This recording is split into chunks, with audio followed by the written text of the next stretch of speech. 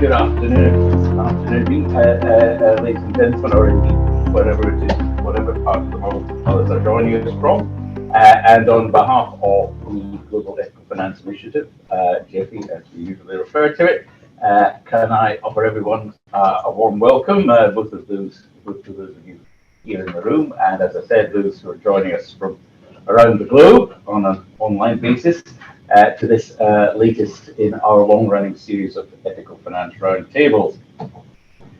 Most of you, I think, will know who I am by now, but if you don't, my name's Graham Burnside.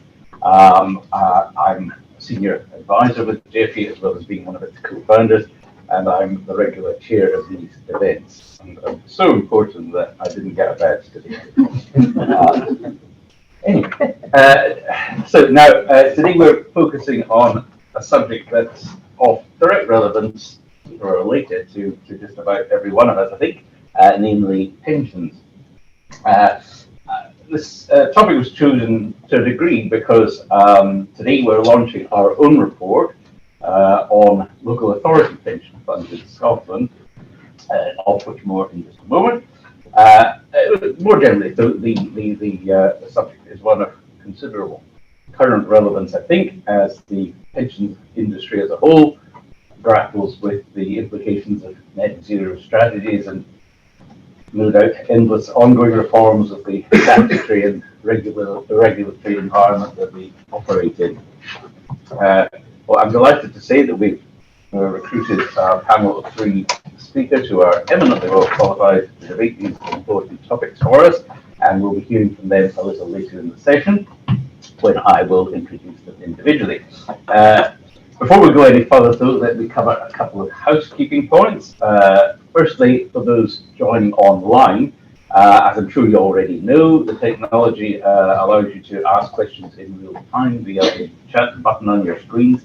So can I encourage everyone to send in questions as we go along. Our team are standing ready somewhere behind the scenes to get things organised, and we'll tackle as many of these as we can later in the session. Secondly, I should mention that we will be recording this event, and in a few days' time it will be available either on our YouTube channel or on GEFI's own EFX platform. Finally, you should be aware that there are no fire drills scheduled for this afternoon, so if you do hear the fire alarm, please take it seriously and depart by the way that you came in. Now, as I said a few moments ago, we at GEFI are today contributing some analysis of the pension sector by way of our report on the local authority pensions landscape in Scotland. As is well known, Scotland's public sector is larger than the UK average, so inevitably it looms large in the overall Scottish pension scheme. Having had some involvement myself in the preparation of this report, I have to say I was quite surprised to discover that no less than 1 in 7 adults in Scotland is a member of a local authority pension scheme before we even think about the rest of the public sector, so pretty substantial. The purpose of the report is to explore the investment strategies employed by the various individual local authorities and to try to assess how far these measure up to their declared policies on sustainability and their net zero targets. To introduce it though, and to tell you a bit more about it, it's my pleasure to hand over to the report's main author, my colleague Sam Weldon-Bayes. So take it away, Sam. Well, thank you very much, everybody. As you can see, we've got a little presentation here for you.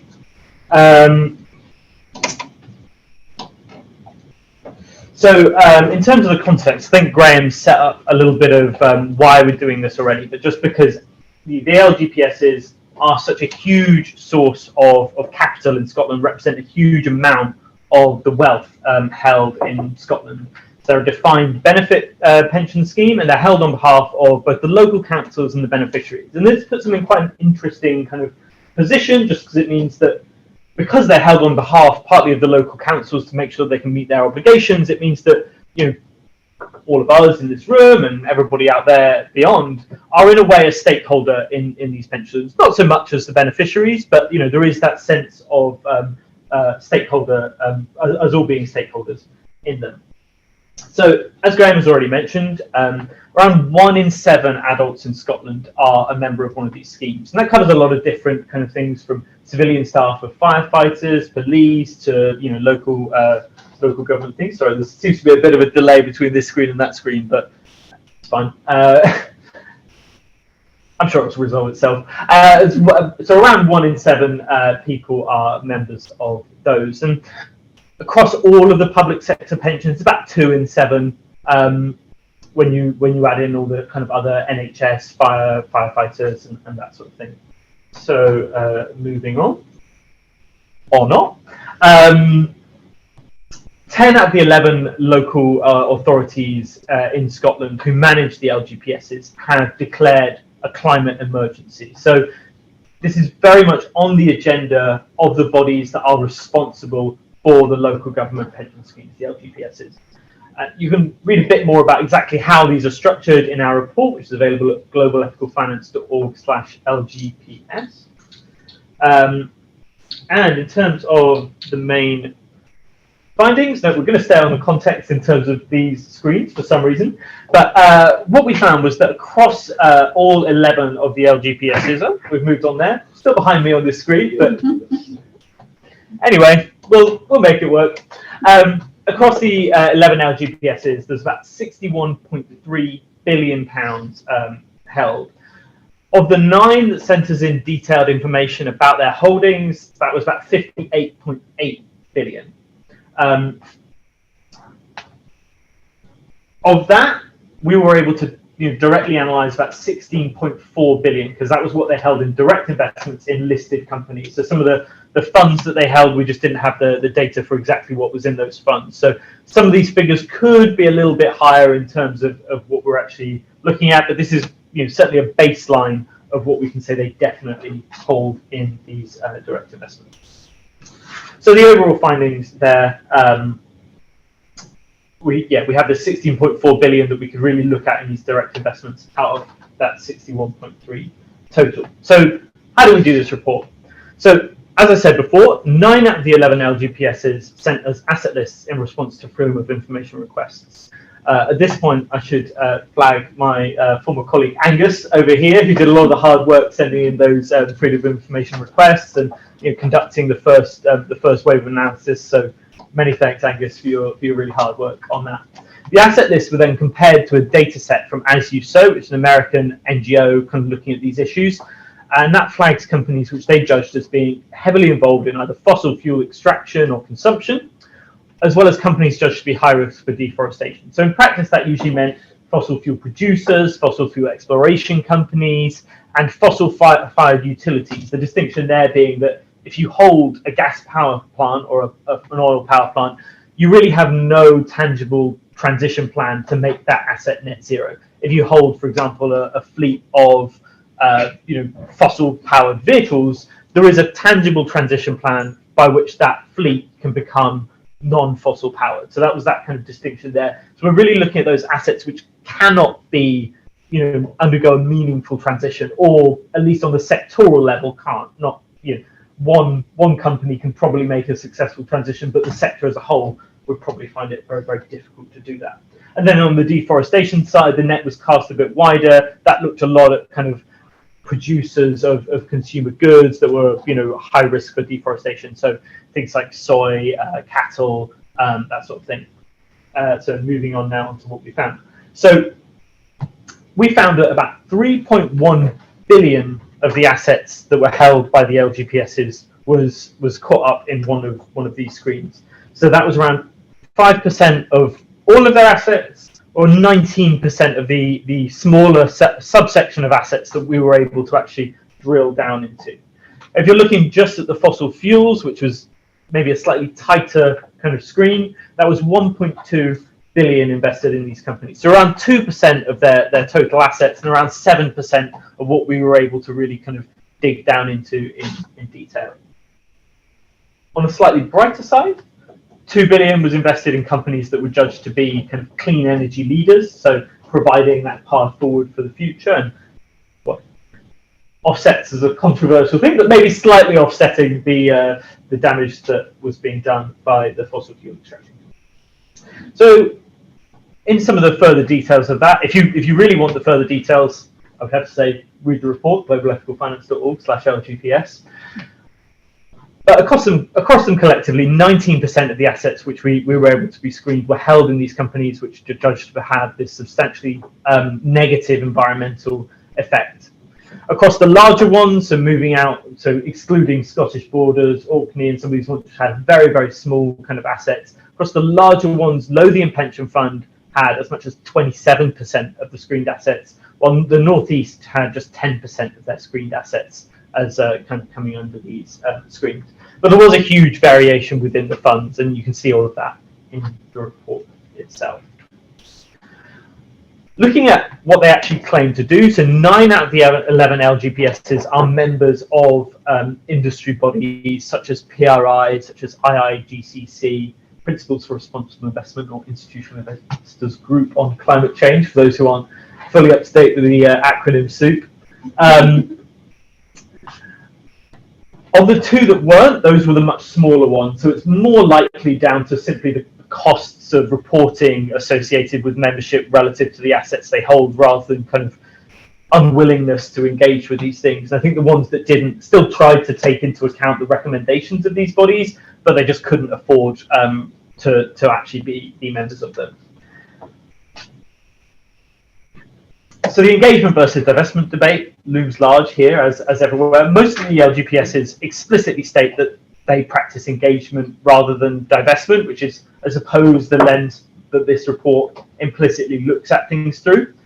Interestingly, Lothian, which had that high proportion of flagged assets, has probably the most comprehensive policy of what they're publicly doing on engagements. They really break it down in detail. We asked this company to do this, they did this, and everything like that. None of the others give that level of kind of granular detail publicly available, though we trust that because they say that they're doing it, it is actually going on behind. But all of them really are kind of practicing this engagement first policy. So that's kind of summarizes, I think, their kind of approach to this. And with that, just the conclusions here, that they're very engaged with these issues. Their public performance is their public practice is engagement over divestment.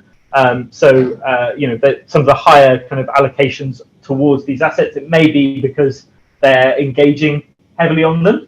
But nonetheless, I think we need to be realistic about the fact that if you are holding a very, very high proportion of your assets in fossil fuel companies, that's not aligned necessarily with the goals of the Paris Agreements. And these, if policy action against climate change is successful, these assets hold a substantial risk of becoming stranded assets. So for the good of everybody, they should hopefully be moved away. And that concludes my portion. So I'll hand back to Graham there. Thank you very much. Well, thanks very much, Sam. You've done well to create the full report there. Hopefully that's given everyone a reasonable picture of what it's about. And I'm sure that here and online people will have some questions about it, but we'll hold the questions till the later stage of the session. Because for now, I think I'd like to move straight on to our panel discussion. As I said earlier, we've got an excellent lineup of speakers here. I think we're pleased what they've got to say about the report and the wider pensions landscape. So to begin with, if I may introduce them briefly and alphabetically. We have firstly on my left Lauran Halpin, who is a portfolio manager with Martin Currie, with a particular focus on impact equity. Over her career, she's also spent time at Bailey's Gifford and with the Franklin Templeton Global Equity Group. So I think it can be said to have fairly covered a fair amount of the asset management waterfront. Secondly, from Mercer on my right, we have Brian Henderson, who is a partner there. And I'm going to get this right, he's currently head of sustainable investment for the UK, Europe, and the EMEA region. It says here. India, Middle East, Africa. Glad you said that. Yeah, because I thought I wouldn't be the only person who wouldn't necessarily know what that meant. Well, that's quite a region. I think they might just relabel you as head of sustainable investment for half the world. But anyway, and prior to his present role Brian led the pension industry's largest defined contribution scheme, and I'm sure you know quite a bit about defined benefit schemes as well. And last but not least, we have Simon Jones on the far right, who is a partner and head of responsible investment at Hymans Robertson, and who has over 30 years of experience in the pensions and investment industry, as well as being a past chair of the Institute of Faculty Actuaries Sustainability Board. So there we are. Now, can we perhaps begin? I would just be very interested to get any initial reactions you might have to what you've heard about the report, but perhaps also to have your view a bit more broadly as to what you see as being the current challenges facing public sector pension schemes in general in relation to responsible investment. Who would like to start? Yeah, absolutely. You know, I mean, I think it's a really interesting time for everyone involved in investment and stewardship of capital. And I think one of the very core sort of fundamental things that potentially a lot more than just local government pension schemes needs to come to terms with is the fact that, you know, there's a lot of chat in the report, and it certainly isn't idiosyncratic to local governments in Scotland, that, you know, the way that they talk about framing responsible investment, stewardship, and sustainability, it still very much seems like an overlay to the way that they think about investments and their investment process, even potentially choosing their direct investments and their managers. And I think that one of the kind of the foundational challenges is moving past that and seeing, you know, ESG or whatever we're calling it these days, responsible investment, as simply investment. You know, when we think about the challenges and opportunities faced by businesses, over the longer term, we simply must include sustainability, impact, that kind of thing into our fundamental view of investing. And so, you know, I'm not going to pick anybody out, but there are quotes about how the local pension schemes sort of see responsible investment. It really does still seem to be that sort of, you know, overlay where it really needs embedding before I think we can move on to sort of, you know, I guess greater impact for both the climate and society as well as, you know, participants in the schemes. So it's not just an add-on, it's, yeah. It's very much central. Yeah.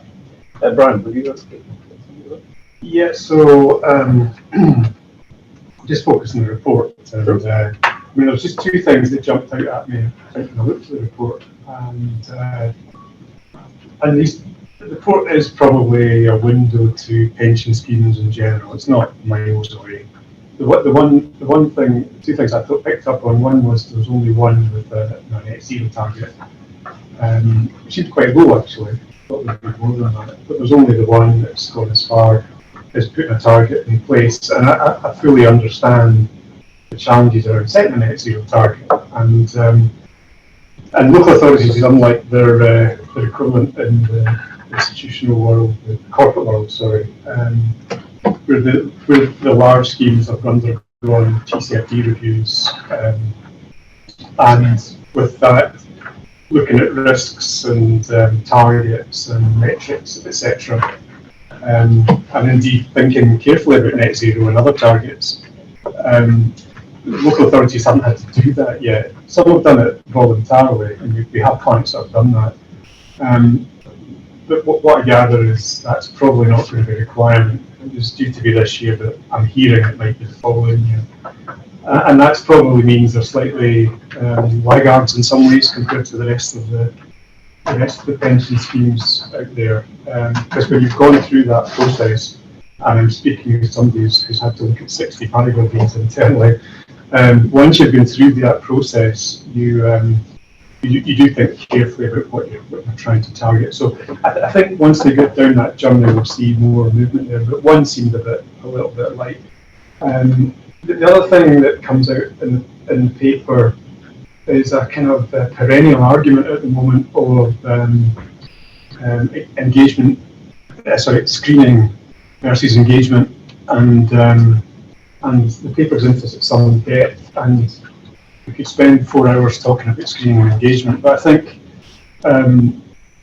it really stands out relative to, say, for example, the Nordics, where they're quite keen on screening, and indeed if you claim to screen things and you don't in the Nordics, you'll be front page of the newspaper, you know. So whereas we tend to have the route, and you see that here in local authorities, they tend to screen it, to engage and hope we can create a voice at the board level and make behaviours change. And I think it's kind of damned if you do and damned if you don't here. So it's, you know, the Observer at the weekend, so the Guardian, the Observer section of the Guardian at the weekend who was talking about this, and it was saying, you know, there are pension schemes that are greenwashing in effect, but really what they were saying were fund managers greenwashing on it, and that they're not taking it seriously when they claim to be green and ethical, but they're not, and pension schemes by default are the same. And then of course you've got those that you know, who take the view of engagement's the way forward and stewardship's the answer. And that just becomes quite frustrating, because we saw the BP resolution about 2 or 3 weeks ago, where we had people like London South, which is another local authority, and the Nest taking on BP, and trying to get them to, you know, reverse some of the things that they're doing in respect of their changing their upstream targets from, I think it was 30 to 45, 35 to 45, down to 20 to 30.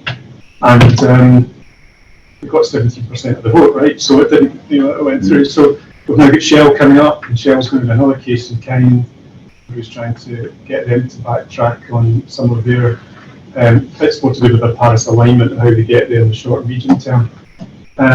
So you've got that, and it just feels, oh, you know, we're throwing them at it and it's not making a difference. And so we then have you know, Nest and Civ and others taking Shell to court, you know, taking legal action to try and say their behaviours are not unacceptable. And it's just so frustrating when you hear this. So on the one hand, you've got people saying you should be not investing in these, etc. On the other hand, you've got people saying, actually, we want to invest in these because we want to try and enact change. And you fall in between the two. And I noticed in the report that Strathclyde picks up on this, and that's fine. But it's when you start to see the numbers, you start to see the carbon intensity numbers, you know, the footprints, whatever. You can see that they're carrying still quite a lot of emissions. So that strategy of stewardship and engagement comes with it a pretty heavy emissions backpack. And I think at what point do you break, right? At what point do you say, this is too heavy, I can't stand this anymore, I'm going to have to just get rid. And of course that solves no problems. So you pass it on to somebody else and say, thanks very much, I don't care. And so it's not quite as bad as that, but the principle's the same. But you know, so you've I think the report just highlights that little problem. It's difficult, and so, you know, and it's probably indicative of the fact we now have the numbers, we can now see what's going on in a way that we didn't 5 years ago. And so as a result of that, you can start to sort of poke sticks at it a bit better than you could in the past. And that means that those that are accountable for this just need to be really careful about what they put out there and how they articulate what they're trying to achieve. The messaging is so important here. So anyway, I thought it was a good report. I thought it brings out a few things that we're aware of. It just shows you that it goes on in reality. And you know, there are greater minds than me trying to work a lot of this out. So particularly on the engagement side and stewardship and the voting and how we can make that work. So anyway, certainly when we're working on the report was something we were very conscious of that. The engagement side, the engagement or stated engagement policies make it very opaque as to how, how realistic, A, how genuinely is that happening, and but B, as you say, it doesn't address the question of at what point you decide this isn't working. Well, if you think about Shell is valued at 213 billion. I don't think there's not enough UK pension funds investing in Shell to move the dial. Even if they all got together. So it's a global initiative. You have to join up. Of course, you've got people trying to fracture the whole voting process. And so, it's just bringing everybody together as a collective voice is important. And corporate law at the moment for boards, it's very hard to unpick that to get to it. So that's, again, we could spend time talking about that. But I think, anyway, I'll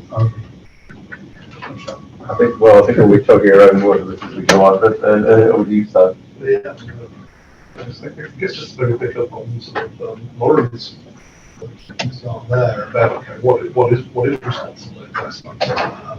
We talked about this. To my mind, there's the three aspects to it. There's the integration piece, which is the risk management aspect. So you're looking at those external sources of risk and saying how do these impact on the value of companies to make a good investment.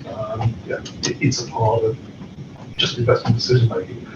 And actually, if you look back at the changes that not just LGPS, but all asset owners have made over the last half dozen years or so, they've got a lot better at sort of taking account of these things in their decision making processes.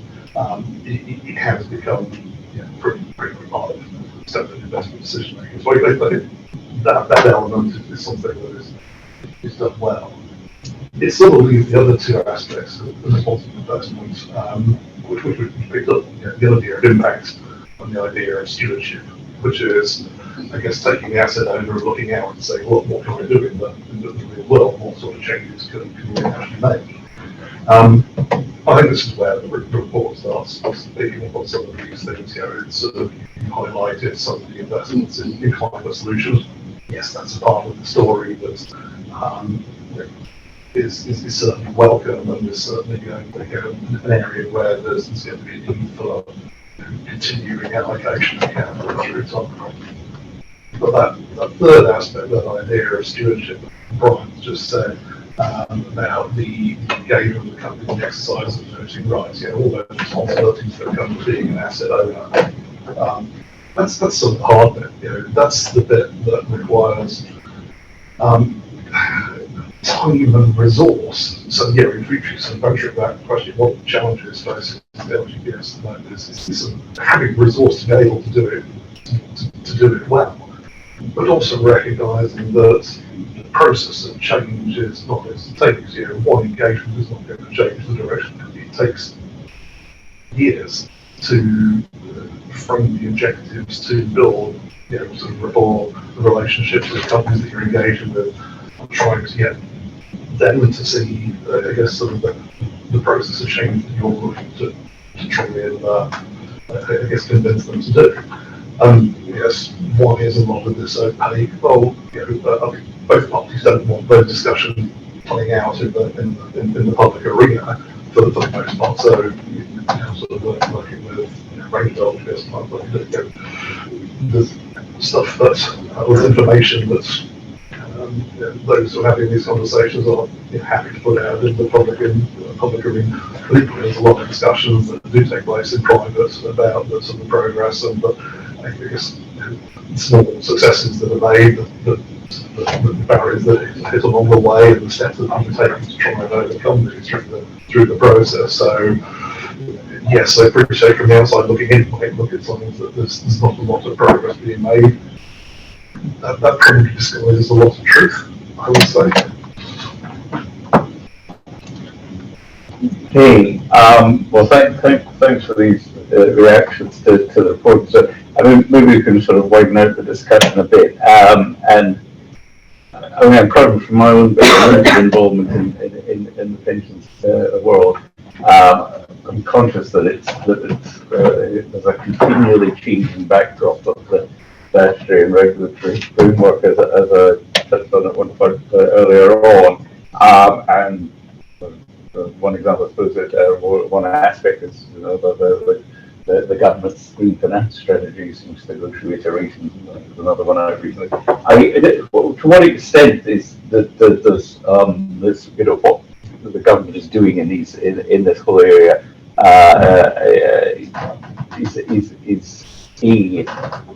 how significant is that to what we're talking about, and B, what is there things that you feel that the legislatively or regulatorily should be happening that will, that would make a difference?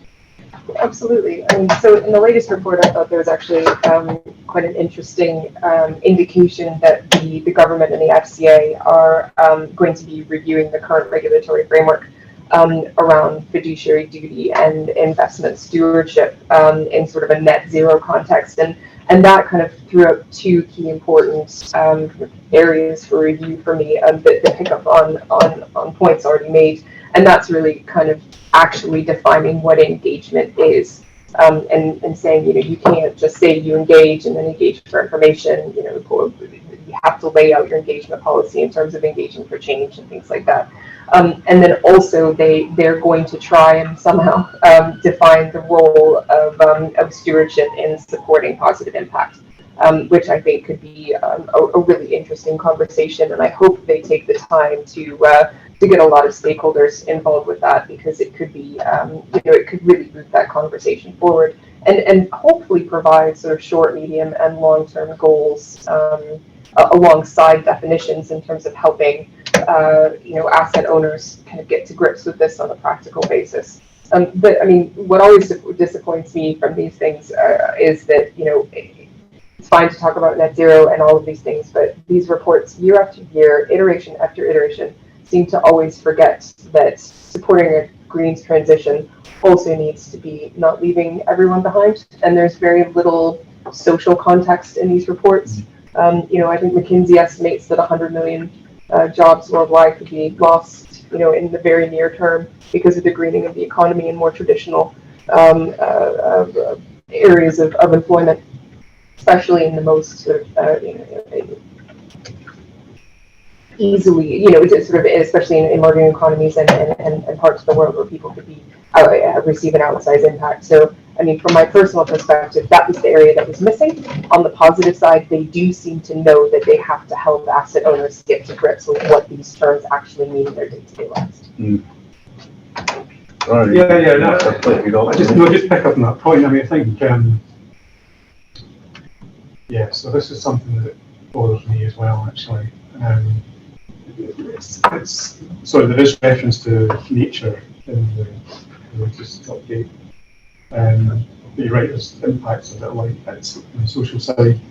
And, if we were to end up with having a nature version of net zero and an impact version of net zero, what are you going to have, right? So if you look at the MSCI at the moment, and I always forget numbers, I've scribbled down 2,765 stocks in the MSCI. If you look at those stocks that are due to be net zero to 2030, on scope 1 and 2, it's 126 stocks, right? You've 126 stocks.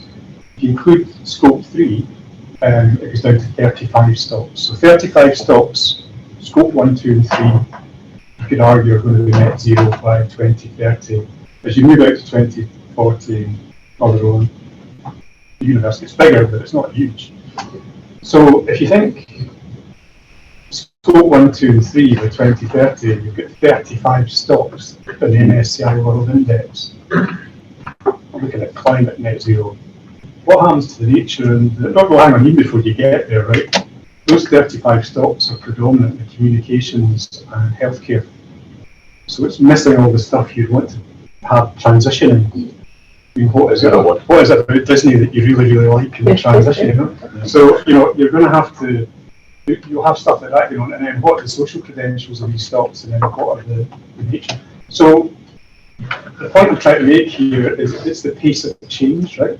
So, so this is some work we've been doing with some local authorities. So we're looking at this because there are local authorities out here who will challenge 2050 is too far out. It needs to be 2040 because there's some some members who have got quite strong views here. So you need to, you've got to come back and say, well, there's some rational reasons why you don't rush ahead of the curve, because you get caught out from a fiduciary duty perspective. And so it's a really important point when you're thinking about the investments going forward, and you're looking at things like engagement and stewardship. That has to go at a fair old pace to make this thing work.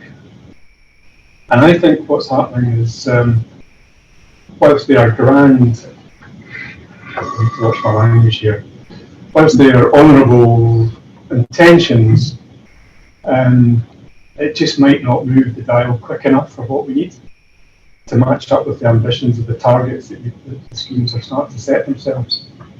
And then a second point in this is the targets themselves.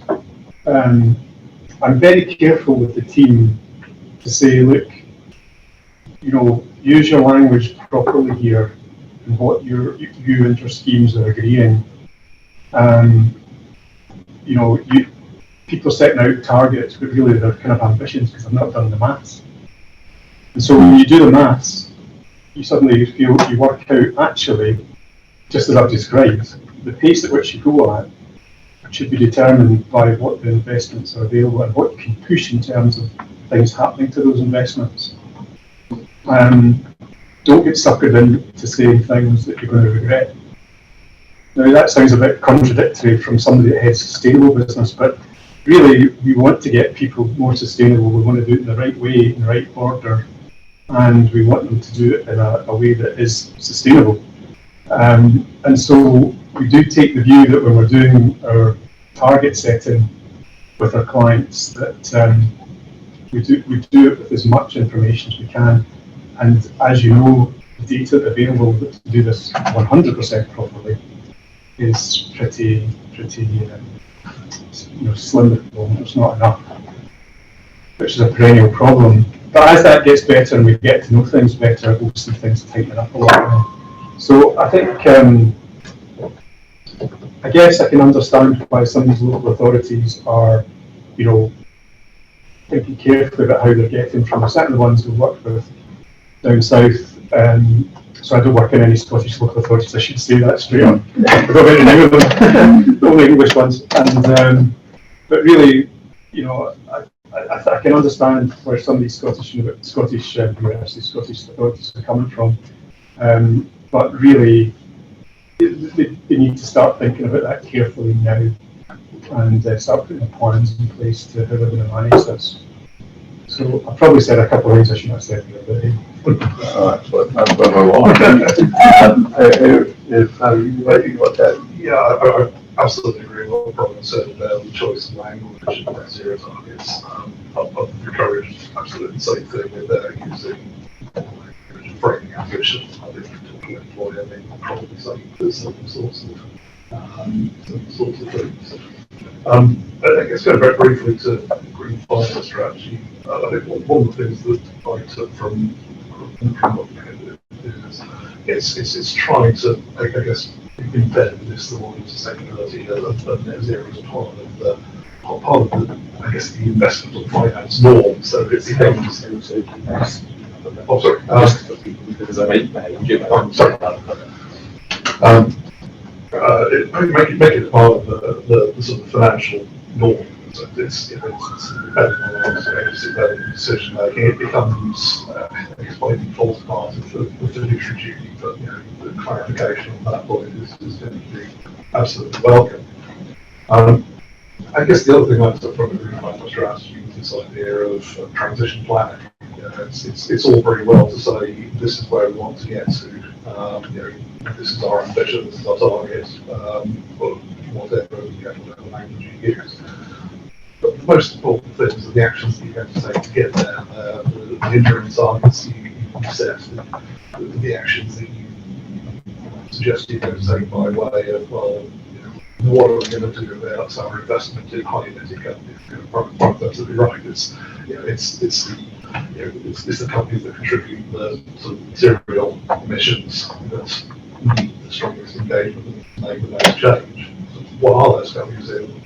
client portfolios, what plans they have in place, what sort of engagement is taking place, what investment is being made into what kind of solutions alongside that.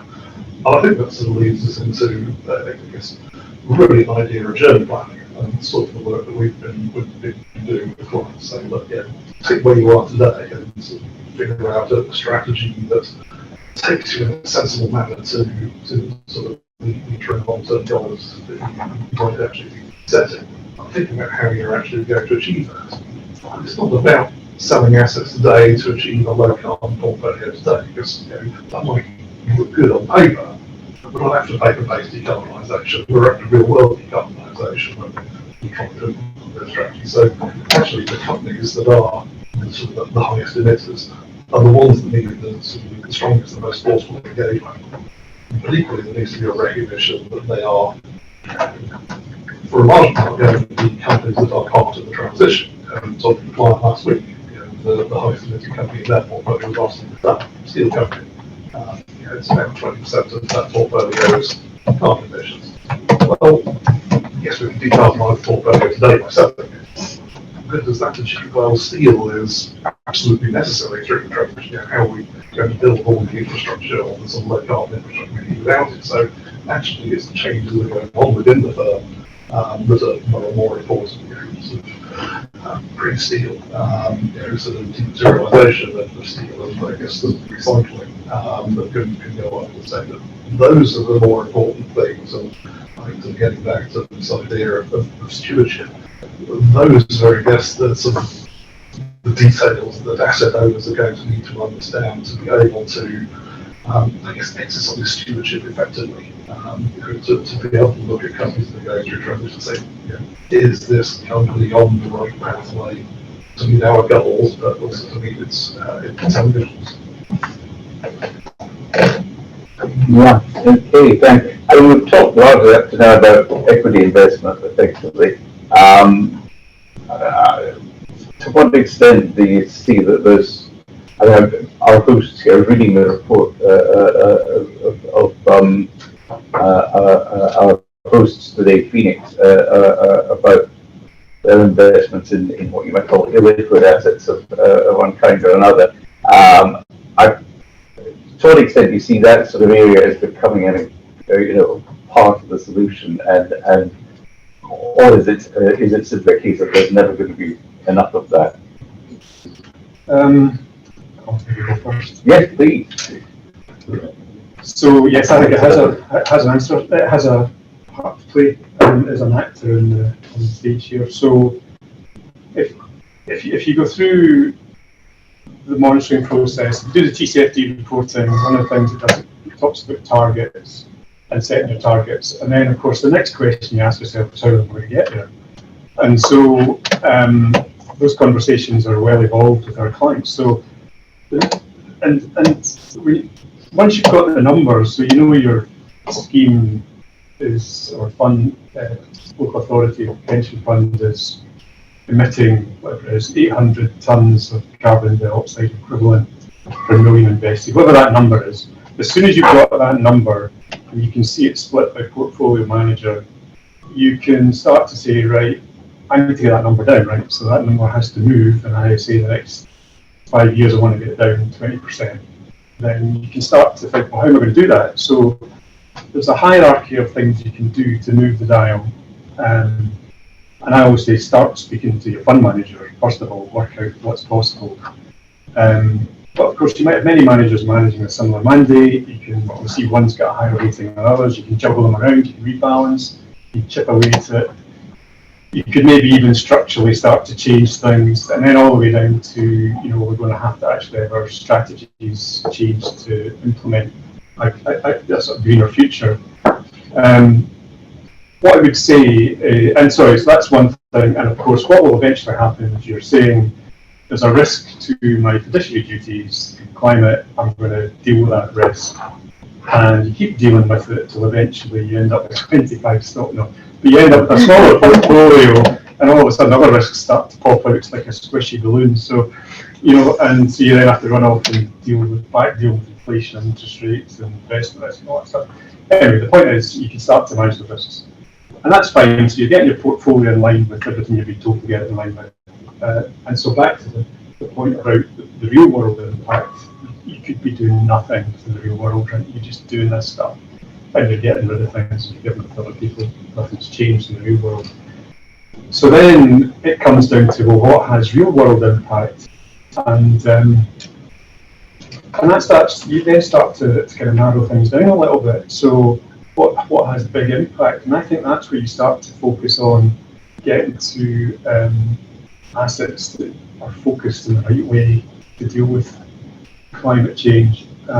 So whilst you're working your main portfolio through stewardship, etc., and all that sort of trying to get it to move, you could be then invested directly in things that have a direct impact. So that naturally leads you down to things like private equity and debt, maybe even down to venture capital. And there's no reason why you shouldn't go there for schemes that have been around for a long time. And that is where you'll probably get kind of purer access to what you need. Now, you're not going to chuck all your pension funds into this because that's just going to kill your fiduciary duty. But certainly you should start to see elements of that appearing in. And so whilst the government's keen for us to, well, in England, level up, and but generally invest in sort of tech companies in the UK, we do that, not sparing is the right word, with more kind of sniper gun than shotgun approach. So we want to make sure we're hitting the right things that we're getting the biggest bang for our buck, because we're only going to put, in reality, 10 or 15% in there. So, and that unfortunately means we'll cast them around the world, so it might not work in the government's favour, because there's, there are other countries around the world doing very good things. So I think, so you're focusing in on areas you think are going to have the biggest impact, you're going to put a relatively modest allocation, and that hopefully is going to push the dial. Now, I keep hearing this number, there's 2 trillion in assets and pension schemes in the UK, we should be using that 2 trillion. You've got to remember that DB arrangements, unlike local government pension schemes, are broadly closed and on a journey to closure. And the money is, schemes get bought out with buy-in or whatever, but underneath it all there's a lot of government bonds. So the government says 2050, we should be holding the government's feet to the fire on that, these assets, right? So, and if you speak to the bond managers, that seems to be quite a tricky thing apparently. So we need to sort of get this in balance. There isn't 2 trillion to play with here. And DB side, you might get 10% of that if you're lucky. DC is a bit different because there is the opportunity to do things in DC. There's big cash flows, 10% come in every year. There's more opportunity to get things moving there. But in the LGPS context, I think they're open, and if they want to go down this route and focus on private markets, and if you get the private markets to have a climate flavour, social flavour, or nature flavour, I think we could kill 2 birds with 1 stone. Or what's the new language you use? I saw this the other one. You're not allowed to say. Peter says you're not allowed to say kill 2 birds with 1 stone. I think it's something to do with 2 eggs for anyway, apologies, Peter. Anyway, I think yes is the answer. A very rambly yes. And I think that's what we're starting to see with clients' interest. Absolutely. I mean, I'm an equity investor, so I'm always going to say go equity, because I believe in the power of active partnership with publicly listed companies to drive change. But within local government schemes or pension schemes, I think it's absolutely right to say there's the place for project finance, debt finance, giving an expert, some of your assets to say, go run this with your expert eye.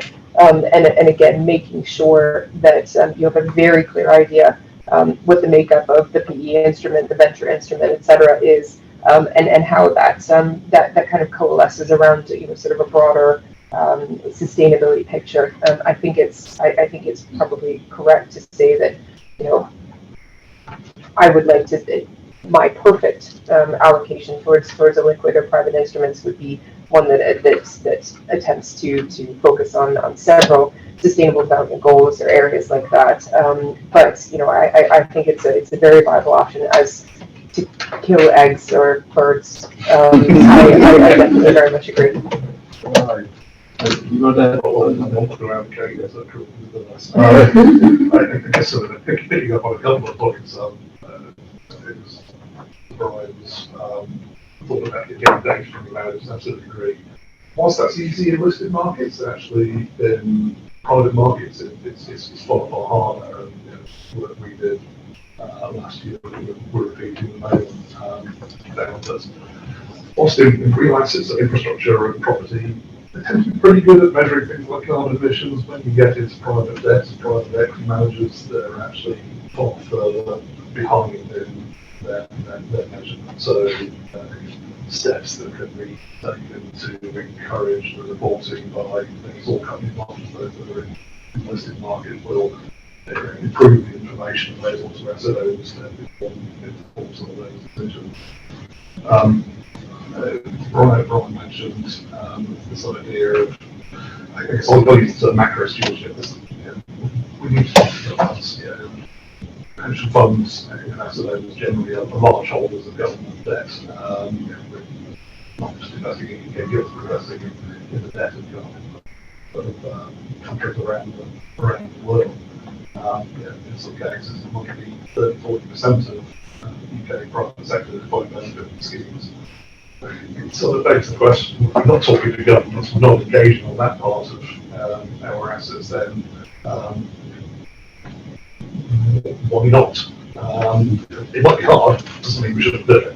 Because ultimately, it's the policymakers that are going to have the biggest impacts. We want to measure our schemes being true net zero, then countries aren't decarbonising, or they're not pushing policy initiatives to allow companies that exist within them to decarbonise them. We're missing a trick. And actually, that's got a level playing field around the world. If you start putting in place pricing of externalities and costs of carbon, then you have sort of more of a level playing field with sort of taking investment decisions. The third point about private markets investment I just want to make is thinking about where you might have the most impact. I look at things like private debt portfolios that are focused on Europe or North America, for example.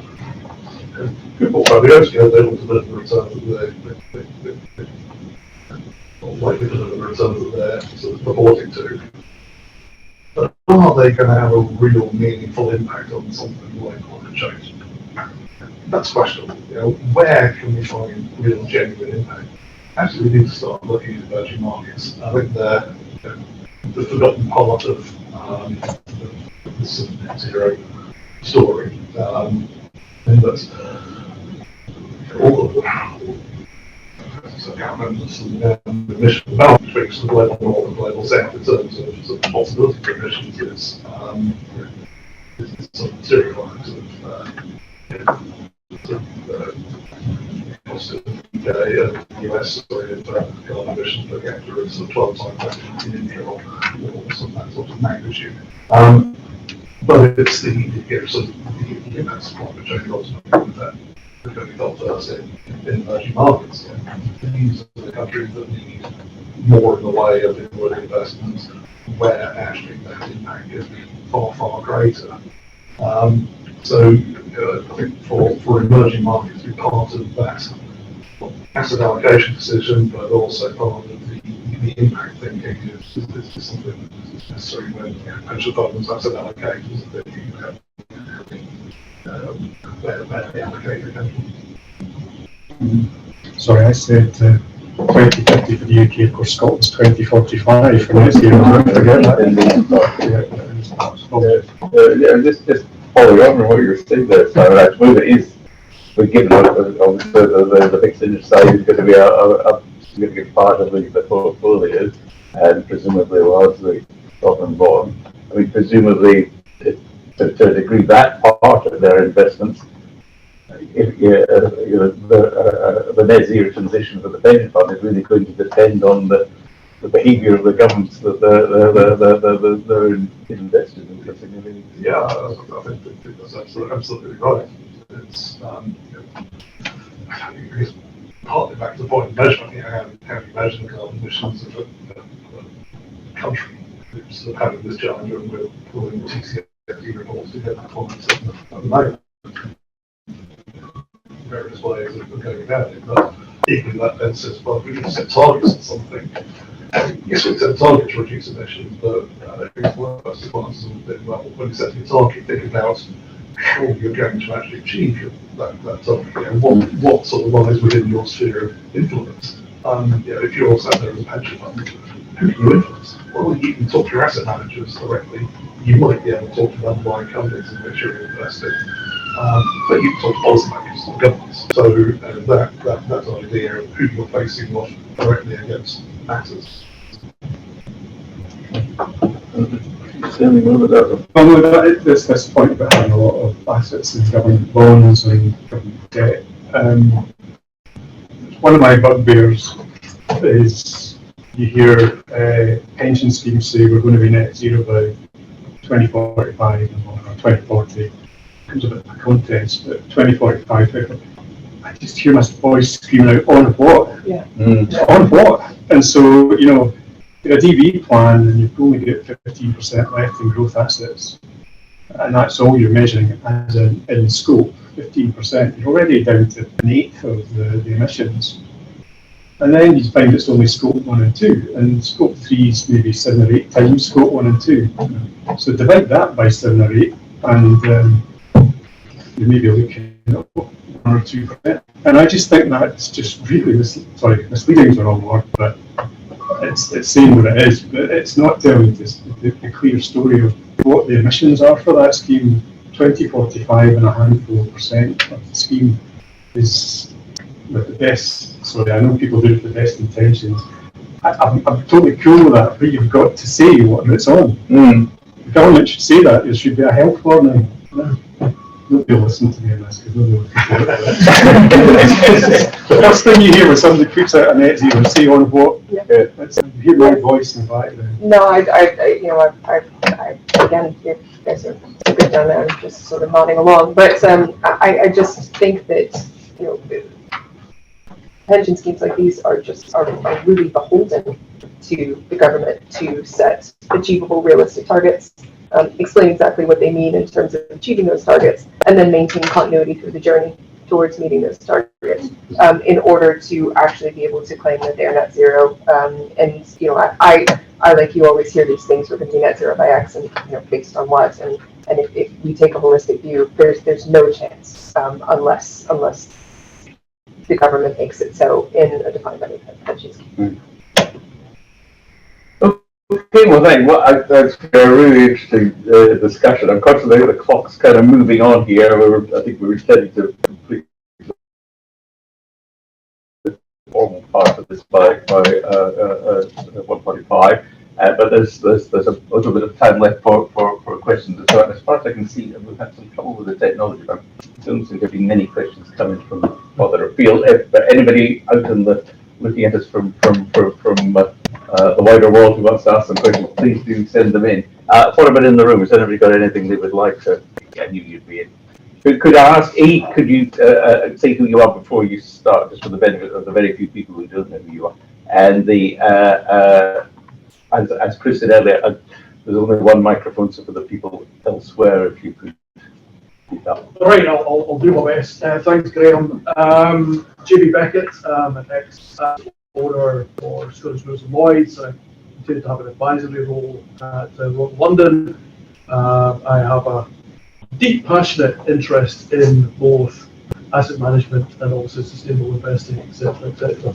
Thanks, Graham. I'm going to take the opportunity, therefore, to ask a question I asked earlier, but I don't think we quite got to a resolution on, which was, there was a great enthusiasm and hyperbole, I think, going into COP at Glasgow and it was almost there was a race, a competition to make more and more pledges towards net zero.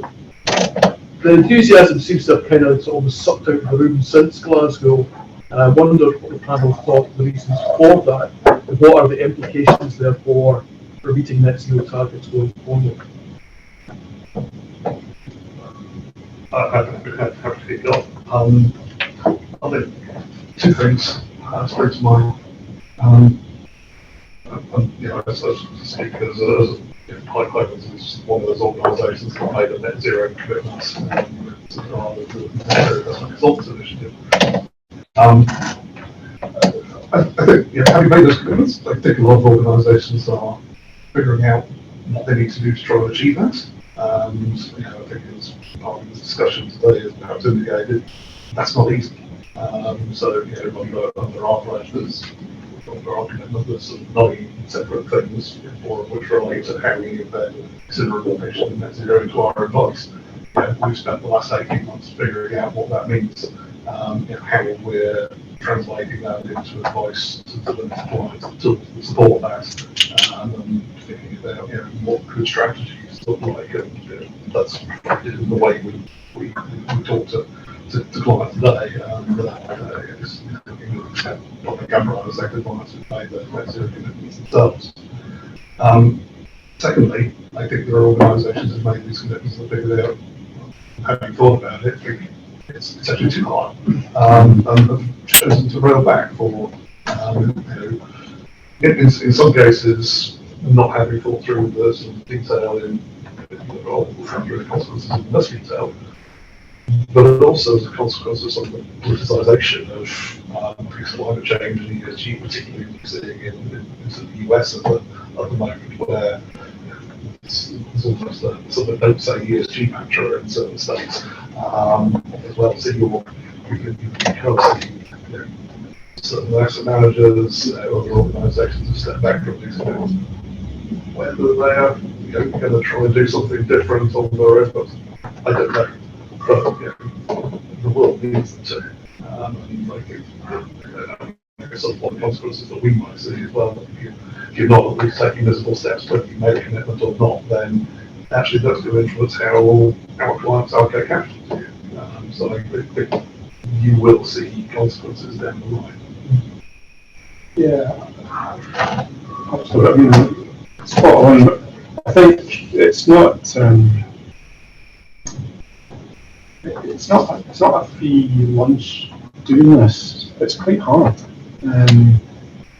So having gone through the process with the £5 billion plus schemes and now the £1 billion, we've gone through all the pain of getting data and all that stuff, and then training people up, getting them to understand it. Sorry, I'm talking about pension schemes, so I can maybe guess what's happening with others, but in pension schemes. And if you try to get your metrics, try to work out what metrics, try to get your metrics, and then you try to set targets against these, and you try to work out what to do with it. Infinitely sensible approach, right? And then you work out a target, and then you go, and that's how it should be done. But of course, people were diving in with numbers before they did the analysis, and I think having gone through the analysis now, it's still a big task. We've then got all the small schemes, so we've only done the super huge ones. So we're going to automate that process, and that's at the end of June we'll be able to do this in an automatic, digital way. We can start to do all this stuff. And the reason why we've done that is it opens the door for us to start to measure metrics across all of the world, and all of our schemes, big, small, and otherwise. And that's, I think, going to be a game changer for us, because that will allow us then to be able to, for a very, very small fee, we can then start to do this, and so cost doesn't get in the way, and so we can start to measure all these things. And once you start measuring them, you can start to do things, and then you can start to help with targets, etc.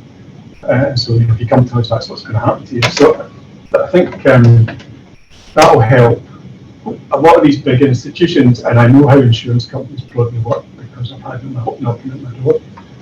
And so, I think there was a lot of jumping on quickly without really thinking about the implications of how you do that. I'm all for aspirations. I think people should, if nobody aspires to change the world, it's not going to change, right? So, and I think that's the important thing, that people do have that aspiration to make that journey.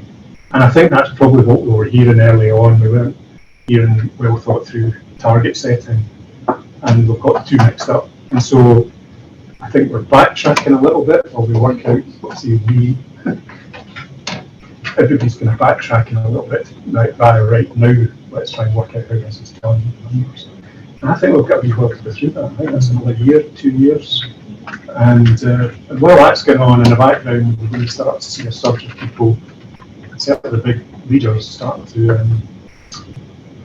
physically change their assets and change how they invest in order to make the transition happen. And that's definitely on the go right now. So I was at a thing, and I'm going to name drop here. I was at House of Commons, sorry.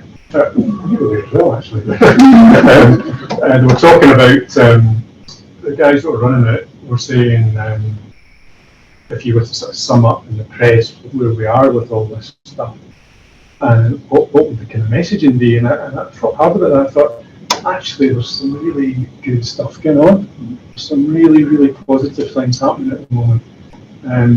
You know, if I go back 5 years, we were at TCFT, we had no way of monitoring, we didn't think about, you know, we had a select group of 5% of our clients globally were doing this stuff.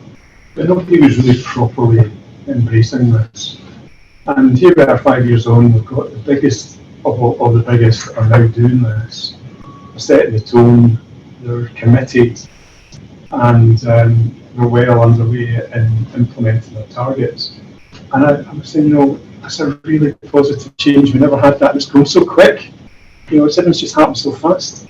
And so I think I'm trying to be glass half full here. So I do think we just have to accept that early doors there's going to be some mistakes and some jostling while we get this sorted out. But I think positively, there's definitely good signs that things are happening on the ground.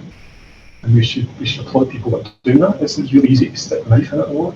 We're not moving fast enough, but there are some really good things happening, and we should applaud that. And yeah, I don't like it overall positively. People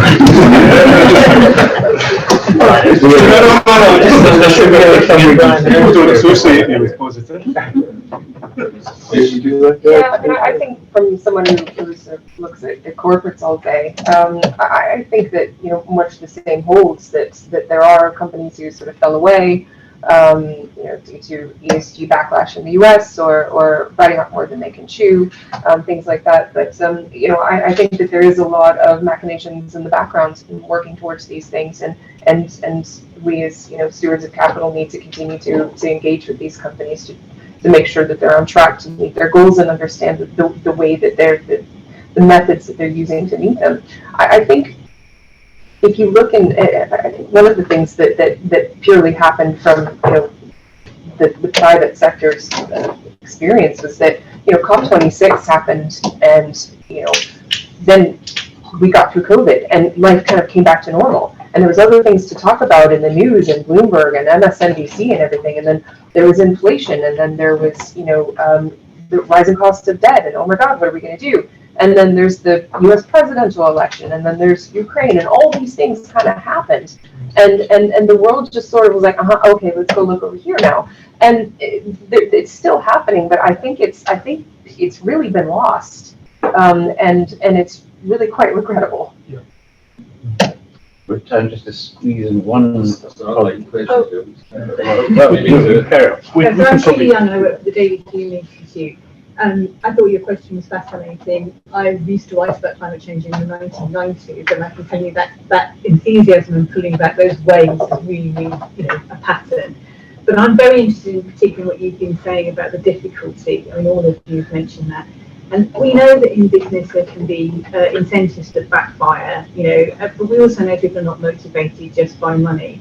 So I'm really interested, as a member of several pension schemes across my quite long working life now, you know, through all of these iterations of the different stages, no pension schemes ever communicated with me as a member directly to try and engage me in a journey and get me to understand it. And I find that fascinating. So my question to you really is that among what is the incentive? What is the machine, or the motor that would generate people to do difficult things? We all sometimes back away from difficult things at work. It's a very human thing. And you talked, Lauran, about the overlay idea. Getting below it being an overlay and really engaging people, what will do that? And we don't campaign at David Hume, but I used to be director of campaigns and communications for a big NGO. And you always have to think, when you want to change something, it's really difficult. What's in it for the people who need to make that change, as well as who are your allies? And I'm just interested, what is the role of members? How can there be a more effective lobby than there is for change? We want them to think more about their pensions, and yet it's like there's this force field around it, but this is all too complicated to keep away. We're in business or not. I think that's a spot on question. And we will have all been thinking about that, trying to make change. One of the things I have seen, which was really, really, really good, was before pensions became all about how you spend your money, it used to be about, can we try and get people to save more? Somewhere along the line, we've forgotten about that. We just talk about how you spend it. And so, in the good old days, when we're trying to get people to save more, because that ultimately double your contributions, you double your pension. We came up with an idea of using personalised videos. So I got this guy Shlomo Bernatzi from UCLA to explain how this could work. And he said to us, if you make it personal, 90% of people will respond to it positively. And so we never got to 90%. We built these personalised videos. So let's say, hi Brian, this year you put £10,000 in, you get £10,000 pension scheme, and this year you put another £1,000 in, the company put in whatever, well done. And then it shows you your future self, whether you're in a tent or a big house. And then at the end of it, it shows you, the call to action, click this button here to contribute more money. And so what happened was we kicked this off, and the first set of results, I just went, oh wow. Because what happens if you think you try and do this with fancy communications, and you get maybe 3% of people engaged, and then you do this fancy communications with some glossies and pictures of whatever, and it goes from 3 to 6. And you go, what was the point of that? And so, but these personalised videos, because they're personal, the numbers kept repeating themselves, but basically up to and beyond 2/3 of people watched them in the first place, right? So immediate success, people watched them. It's huge, absolutely huge. And then after that, we discovered that of those that watched them, about 1/3 increased their pension contribution. So that was the game plan. Now, if we'd done that through a bit of paper, we would have got nothing. I can almost guarantee we got nothing. Right? So the reason I'm saying this is I think technology can do things I hadn't even thought about at that point. I just thought, well, technology will sort things. But then when we did that, and the response rates were so high, I thought, that's how you do it. That you make it personal, you make it relatable to the person. And the videos are not just videos, they are, Bernatzi did make some relevant, sensible things about how you put these on a page, how you reinforce messages, how you keep language out of it, use no text, use the supportive messaging, top left to top right, all that stuff's in there, so it clicks, it's really slick. There's some behavioural thinking into it. But I think that's the next step for sustainability and all things net zero. I think technology, if we do it in the right way, we could then open the door up to an individual level. Now, there are things out there that let members think they can vote, and they're not really voting, they're just throwing up for them to see what the view is, in a way to engage them. And if you speak to some of the fund managers that do this and say, oh, they're really engaging, I just find them a wee bit toothless. But I think if you can get something at a personal level with the individual, and interestingly, we were thinking about using some of the sustainability themes, because they're quite catchy for people, they hook them to get other things done. And I'll keep that one under wraps. But the point is, we think we can use this as a way of unlocking other things that are not getting done. What's stopping you doing that now? Why can't you have a transparent tracker app on your own personal pension investment? Or a social responsibility, what the investments are? I think it was your built in there that just no authorities. you said you have to send out freedom of information. Did you say you get 10 returns? Was that 10 returns because there's cross-cutting pension funds across different local authorities? Or was that out of 32 local authorities, you only had 10 returns? Because that isn't transparency, so if you're only looking at 16% of the actual it was 9 out of 11 because I think it was the wider local authority areas so rather you than get some the local individual authorities like Startside maybe cover 5 or 6 Yeah, authority exactly, areas, exactly. so there might not be that many, but obviously So it was about 80-90%. So it's 9 out of 11 kind of gave it back. yeah. In terms of the kind of looking at a quarter of their assets, that was just because of the way their assets are allocated. So some of it's in kind of investment funds, which are passed on to the manager to manage. But with digital technology, there's nothing stopping me being able to look at my limited pension fund and track the investment, you know, what the social responsibility of the investments, what they're going into, you know, what's standing still. So there's nothing to stop that now. It's just how can you make that transparent? I think technology is really on. There are certainly organisations out there who started to make that sort of information available to members and savers. But I think it plays into perhaps a sort of a broad point, but I think to address the original question. What's the barrier here? The barrier is education. You know, you ask sort of some surveys, don't you? Probably half the people don't even know their pensions are invested to start with. So it's sort of there's little merit in talking to people that don't fundamentally grasp the basics of savings and investment. You know, sort of generalisation there. So actually, I guess sort of solve this problem with engagement and sort of encouraging others to say, people to save better. Actually, you need to start offering we need better financial education. Is the fundamental way of addressing this issue. It's not just education, of course. It's also a small thing known as 150 years of pension contractual law. Members are not, you're not the end investor of a company. Yeah. You're the beneficiary of the policy, which is different. And there is still a disconnect in the industry between beneficiaries and the nominee, which is the life co structure box, the pension scheme, etc., etc. Transparency is quite a scary thing for the industry. So, I think at the utopian level, I think we can all agree at the table. At an industry level, it terrifies us. And as you say, some of these apps are coming through Tumo, etc. They convey the sense of transparency, but it's not really transparency. And the beneficiary doesn't actually have the right to say invest in the company over that. And that's something that the industry can't quite wrangle with. Yeah, There's nothing stopping the transparency itself and allowing the investor to make a decision whether. Well, there is the whole legal framework that can't stop it. But you know, if you get 100 quid to put in your pension every week, say, and you're lucky enough to do that, you've got 100 quid to buy your shopping, right? You go to get your shopping, you'll buy organic milk, you'll buy fair trade coffee, you'll think of animal welfare, you'll do the whole thing, right? And you'll vote with your social, you'll buy with your social conscious, you know, and so your shopping takes into account all your views and thoughts. I can tell you 95% of people in the UK, when it comes to their pension, just say there's 100 quid. Right, so you know, so Market-led and input, marketing-led. yeah, so there is no Amazon of pensions, right? So what you're doing, if you've got a view, right, you want to go, I want to invest in some kind of sustainable fund or some kind of nature-based fund or transition fund.